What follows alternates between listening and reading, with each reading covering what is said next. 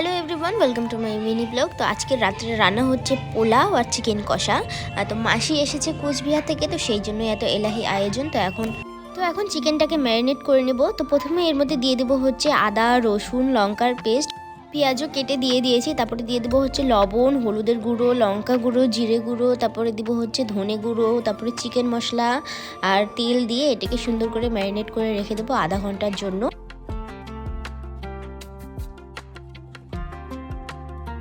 তো তারপরে এদিকে মাংসটা বসিয়ে দিয়েছি, আর এই পাশে হচ্ছে আমাদের পোলাওটাও বসিয়ে দিয়েছি। এই যে পরিমাণ মতন জল দিয়ে এখানে বসিয়ে দিয়েছি, আর অনেকটা হয়েও গিয়েছে। এই যে দেখো বন্ধুরা, এখন আমরা রান্না করি। তোমাদের সাথে আবার দেখা হবে খাওয়ার সময়। ততক্ষণের জন্য টাটা, বাই।